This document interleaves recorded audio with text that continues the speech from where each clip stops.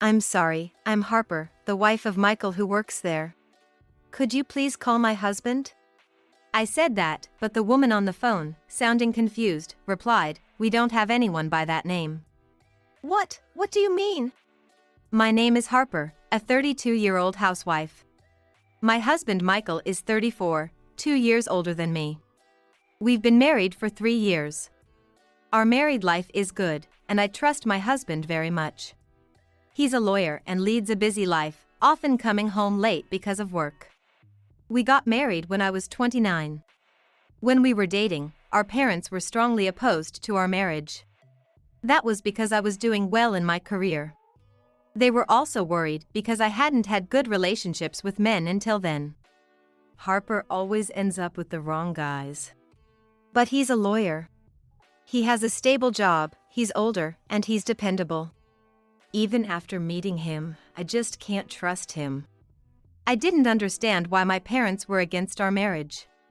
But I wanted to trust my instincts. So, I went against my parents' opposition and married him.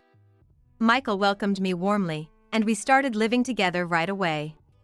Since our parents were against it, we started our married life without a wedding ceremony.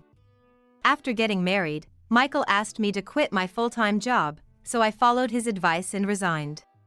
Since then, I've been working part-time, waiting for him to come home. Michael's work is really busy, often requiring him to stay overnight. Since our honeymoon phase, he's been working a lot, which was unexpected. I thought I could have a fun married life with my kind husband. Apparently, Michael often has clients far away and says he needs to stay overnight for work. At first, I simply believed his story, but I've started to feel lonely. I'm not one to overthink things, and I trust and love him wholeheartedly. I used to be very interested in his work and listen to his stories, but recently, there are more nights when he doesn't come home. While I feel proud of his competence, enduring the loneliness of being alone is tough. Although I have an optimistic side, I also prefer to have someone by my side. That's why during college, I was always with friends, actively participating in various club activities and mixers. I sometimes reminisce about how fun those times were. As an only child, I was raised with a lot of love from my parents. Having married against their wishes, I can't just go back to them saying I'm lonely now. To distract myself from the loneliness, I volunteer for shifts and overtime whenever available at my part-time job, trying to reduce my alone time. What? You're working late again? When I sometimes angrily call him, he coldly replies, "You know it's work. Stop being selfish." He used to be kinder. He used to make a lot of time for me. Unable to bear it, I sometimes sent a message on WhatsApp saying, "I'm lonely, I want you to come home soon. I'll cook a delicious meal, so just tell me when you'll be back." But he would say, "Stop bothering me with this, it's interfering with my work." Recently, his visits home have become very infrequent, only once a week or even once every 2 weeks. It's like he's on a long-term business trip. I'm incredibly lonely because of this. That's why I've been working almost full-time lately. When I come home, exhausted, I do the housework and then collapse into bed like a log. This has been my daily routine. When we were dating, Michael wasn't this busy. Why has he been so work-obsessed since we got married? I want him to be by my side more. But even if I feel that way alone, I have no choice but to endure it if he refuses my calls and messages. Unless there's something special, he doesn't contact me. One day, as usual, I was working late and got home late. Even though I stayed late at work, Michael doesn't come home, so when I get back, I'm alone. Feeling very lonely, I left the office and headed home. The apartment I live in is a 10-minute walk from the nearest station. It's in a residential area, but there are some parts without streetlights, which can be a bit scary.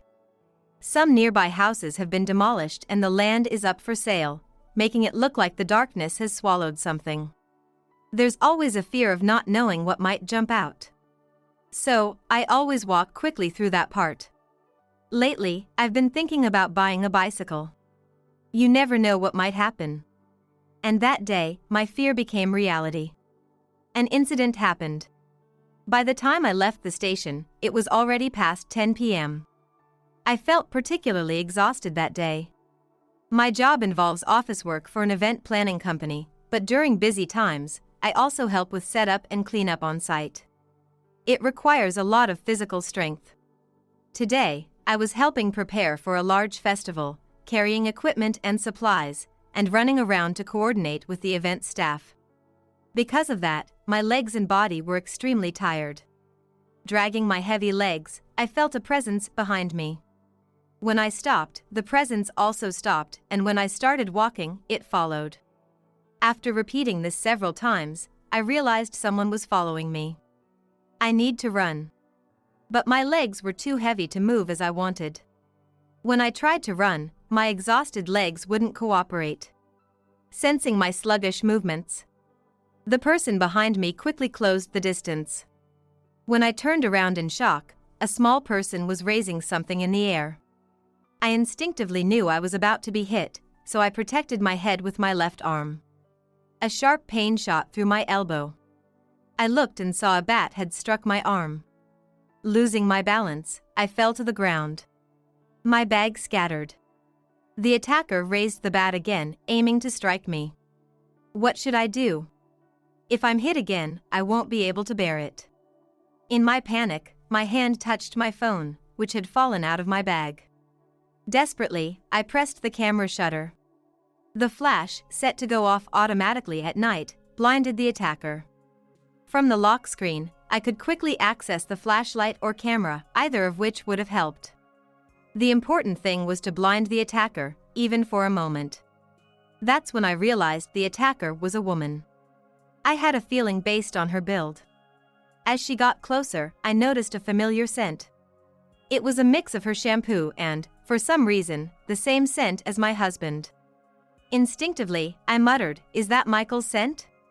The woman threw the bat away and quickly ran off. The bat rolled on the ground. I sat there for a while, unable to move. My arm hurt intensely from the blow. Realizing the seriousness of the situation, I called the police with a trembling voice. As I sat there waiting, a police car and an ambulance arrived. The police assessed the situation and called for an ambulance. At the hospital, the doctor examined me and said, "This is definitely a fracture." A fracture? I was shocked. Had she hit me that hard? Normally, it would heal in a few days, but you might be a bit malnourished. Your bones seem weak. Make sure to get plenty of calcium and sunlight. He gave me some advice. The pain increased, so I was given a painkiller injection. My job is office work. Will that be okay? I asked. If you keep it in a cast, you'll be fine. But you might develop a fever, so stay in the hospital tonight and tomorrow. Reluctantly, I stayed in the hospital. It was late, and honestly, I was scared to go home alone. The next morning, I explained the situation to my company and got 3 days off. A fracture? That's serious. Given the circumstances, you need to rest. Take care. My boss said, surprised but understanding. However, due to accumulated fatigue, my fever didn't go down, and I ended up spending 4 days in the hospital. When I told my husband over the phone, he was concerned but didn't seem like he would come to pick me up. You got attacked on your way home? I wish I could come right away, but I'm swamped with work. But you're safe in the hospital. Just rest up. He sounded so busy when he said that. As he was about to hang up, I panicked and asked, So, when are you coming back? Just tell me that much. Idiot, I have a lot of cases piled up. I don't know until I get through them. I really can't talk now. I'm hanging up, and don't send any unnecessary messages. With that, he hung up, leaving me speechless. Lying in my hospital bed, suffering from a fever, I kept thinking, why is my husband so busy? When my fever went down a bit, I decided to call my husband's law firm. I probably took this action because I wasn't feeling well. In my feverish state, I somehow managed to search for and find the name of the law firm in the city. When I called, a woman answered, "Hello, this is the Stewart Law Firm." I'm sorry, I'm Harper Stewart, the wife of Michael who works there. Could you please call my husband? I said that, but the woman on the phone, sounding confused, replied, "We don't have anyone by that name." What do you mean? I asked with a trembling voice. I mean, my husband works there. I'm his wife, I explained. The woman, in a lower voice, said, "Let's talk later.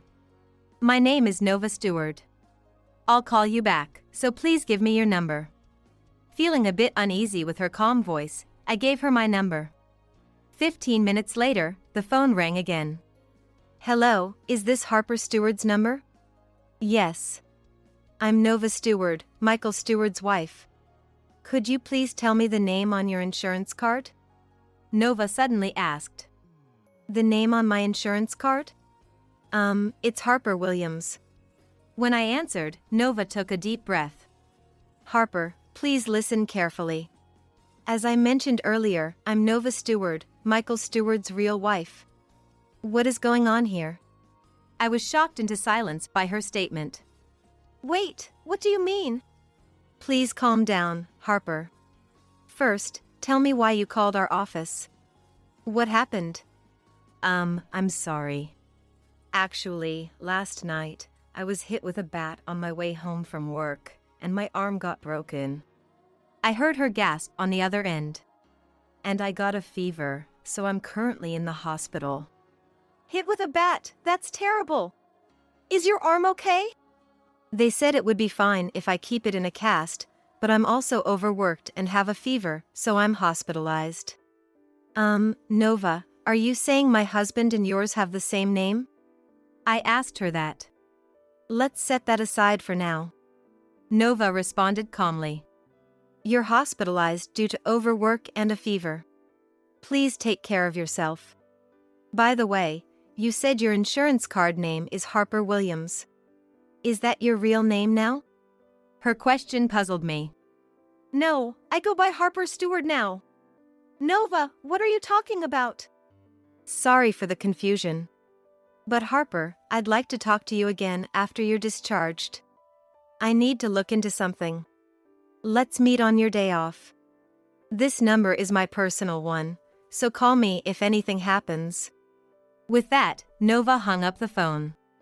I couldn't understand what had happened. What is this insurance card about? My husband had told me to use it as it was, so I had just used it without questioning. A week later, I met Nova at the hospital. I unexpectedly got some time off. I told my boss I was discharged, and he gave me a concerned look and said, "You're always so diligent, so take care of yourself for once. And I'm sorry we kept you working so late.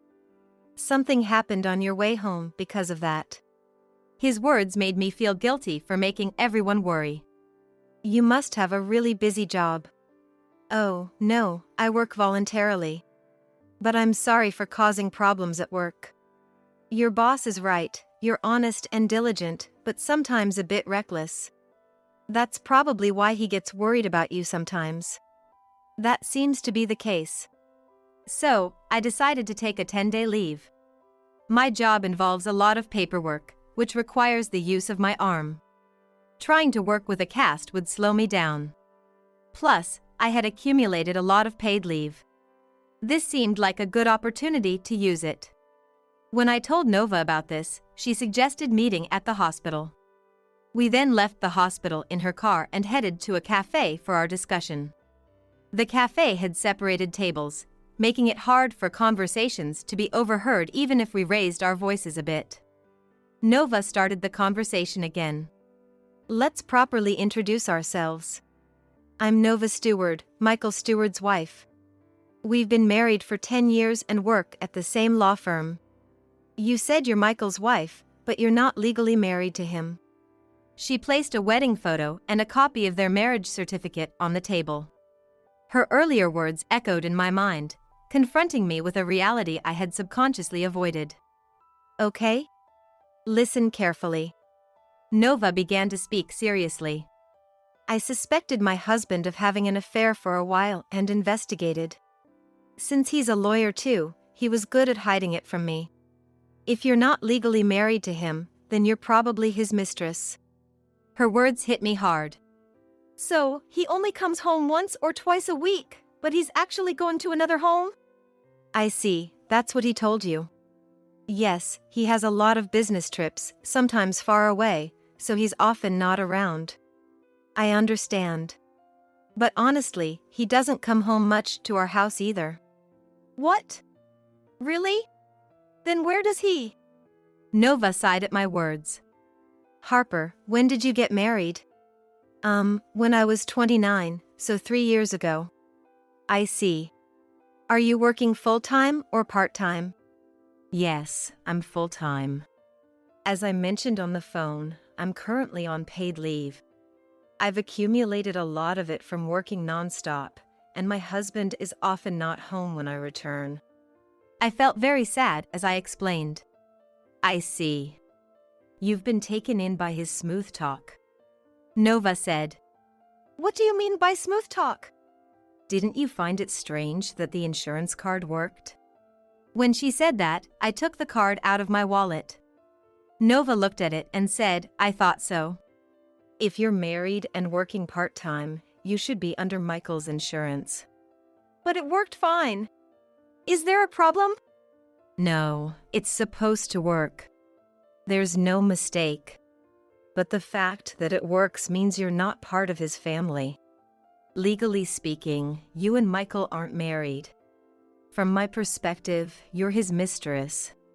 You're not part of his official family. Confronted with this reality, I felt dizzy. Nova calmly held my hand and said, It's okay. Don't worry. Strangely, I didn't feel any anger towards her. No, it wasn't that. The situation just didn't seem real. I couldn't believe my husband had deceived me like this. Honestly, you were a blind spot for me. A blind spot? I suspected someone else. She said, pulling out her phone and opening a photo folder. She showed me one of the photos. Wait, this is the person who hit me. What? The woman in Nova's photo was the same person who had hit me with the bat.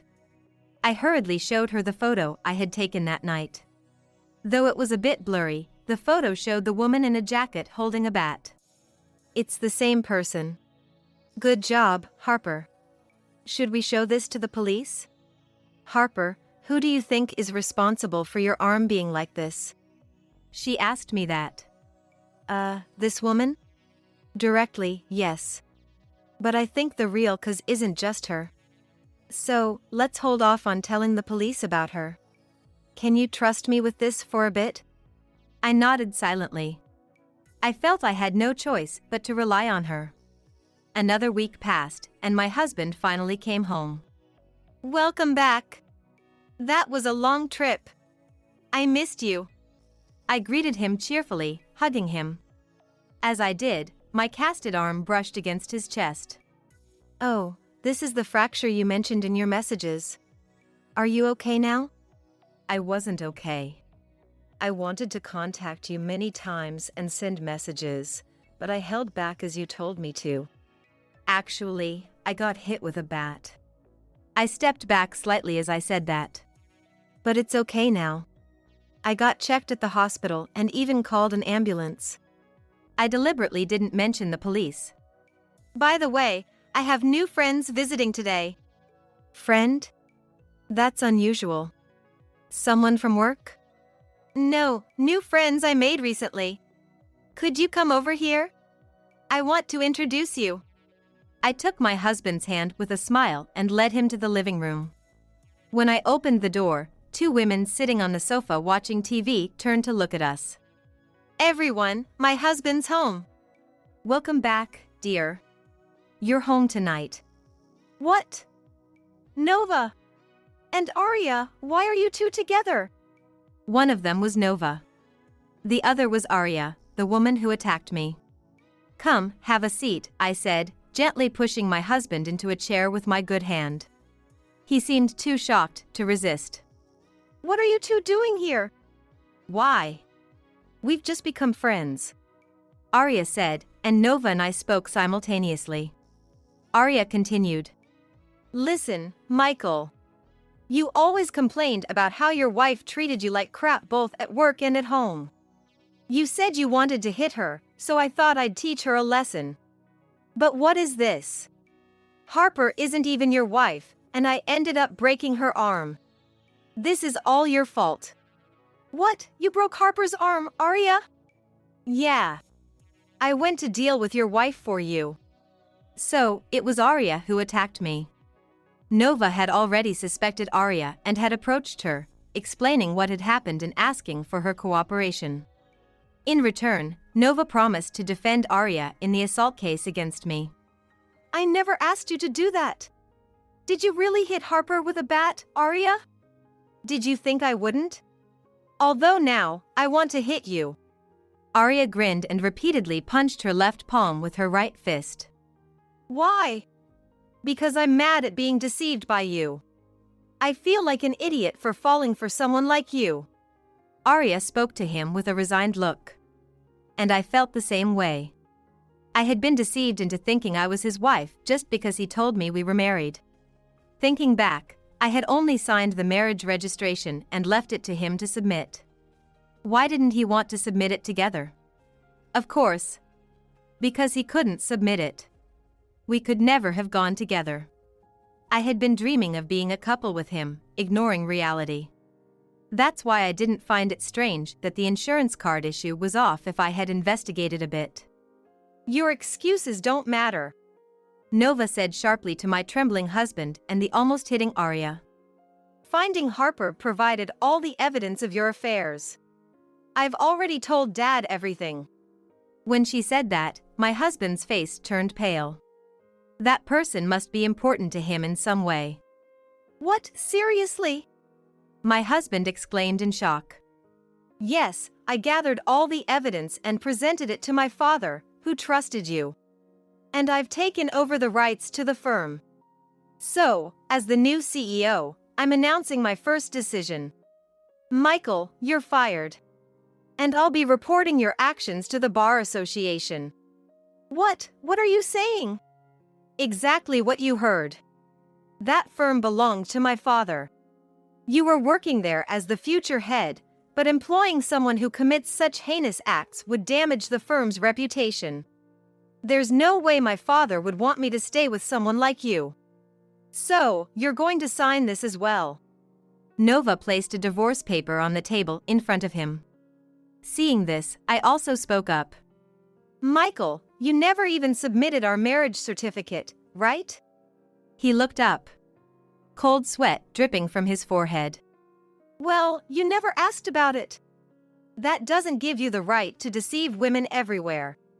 Nova, this guy works in law, doesn't he? Yes, Arya, it's truly shameful for a colleague. Watching him squirm in front of the two women made me feel so pity. And every time I saw him looking so pathetic, I felt ashamed of myself for being fooled by a man like him. Had I really wasted all this time worrying about and waiting for such a man? As these thoughts crossed my mind, Arya's voice reached my ears. Nova, can I give him a good punch? Well, let's think about it. If you hit him again, it'll just cause more problems. But you'll defend me, right? Arya grinned. Maybe that would work out. Nova replied, and they both laughed. Stop it, please. My husband cried out. What? Did you think I was going to punch you? Arya pulled something out. It was a red and yellow can. Slightly bulging. Nova whispered to me. Listen, Harper. As soon as Arya throws that can at him, we need to leave. What? While we were talking, Arya turned to my husband and said, "This is a thank you for everything," and threw the bulging can at him with all her might. The can hit him and fell to the ground. Let's go, Nova commanded, and we rushed to the door. As we were about to close the door, we heard a loud scream from inside. We quickly shut the door. What did Arya throw? Wow, that worked. It was expensive, but worth it, Nova said, unable to stop laughing. Really, I'm glad it worked. What did you throw? Oh, that? It's called surströmming, the world's stinkiest canned fish. I always wanted to try it. Never thought I'd throw it at him, though. But you made sure it would explode by leaving it at room temperature, right? Nova asked Arya through her laughter. That must be why Nova told me to send my stuff to my parents' place beforehand. This room will be uninhabitable for at least a month. Hearing the word contaminated, I couldn't help but laugh from the depths of my belly. Images of my husband trying to maintain his dignity flashed through my mind and vanished. So, Nova, I'm going to call the police now. Support me, okay? Sure. We need to discuss whether to press charges, and you'll join us, Harper. Nova said. Wait a moment. I told them to step away from the door. What are you doing? Taking a deep breath, I flung the door open and shouted. Wow! It stinks! What is this smell? I can't stay in this room anymore. I'm never coming back. You were deceiving me all along. I hate you. I slammed the door shut. The pungent smell made me squint and cough, but for the first time in a while, I laughed heartily with the two women. Shortly after, the three of us headed to the police station. However, I had already decided to talk things through. Arya's actions were because of my husband's deceit. Sure, it was terrible, but she was also a victim. And somehow, I felt a strange sense of kinship with her. I might be seen as too forgiving, considering she hit me with a bat. But right now, the bond of being deceived by the same man was stronger. Plus, Arya's revenge on my husband was too funny. After hearing the whole story from Nova, Arya apologized to me and even offered to cover my medical expenses. Nova also assured us she wouldn't charge either of us for her legal services. In my case, I had been completely deceived into thinking I was married to him and had no knowledge of his real family. It turns out he was just a womanizer. Nova said. He was smooth-talking, and I fell for it. Me too. I really loved him. He exploited our feelings. We sighed together. By the way, after the can exploded in the room, the smell stuck to my husband, and he couldn't go out in public. Of course, the room where I was staying became unusable due to the can. Nova later told me that it required a level of specialized cleaning, which was quite expensive. In addition, he was hit with a hefty bill for divorce due to his infidelity. There's also the matter of the bar association that Nova mentioned when she fired him from the firm. Nova reported his actions to the bar association, resulting in his removal from their registry. I don't know all the details, but apparently, lawyers can't practice without being a member of the bar association. I wonder how my husband will handle all these payments. Well, it's not my concern. Still, he lost the right to use a qualification that took years of difficult study to obtain, all because of this. Maybe he was even more foolish than I was. In any case, my husband will have to pay dearly for what he did to us three women. I hope he reflects deeply on his actions. I moved back to my parents' house, waiting for my arm to heal and preparing to find a new job. I decided to return home because of this incident, so I quit the part-time job I'd had for 3 years. When I went to my parents' house to send my things, Nova came with me and helped me reconcile with my parents. Apparently, they knew all along where I was and what kind of life I was leading. In short, my parents were just waiting for me to wake up on my own. I really was foolish. Since then, Nova, Arya, and I have created a group on WhatsApp and started messaging each other. We're planning to go out for dinner to celebrate my new job. At that time, we plan to laugh about my husband's current situation. It's sad that my marriage turned out to be a sham, but it's also a relief that I don't have a divorce on my record. In any case, my life starts now. I'm going to fully enjoy both my personal life and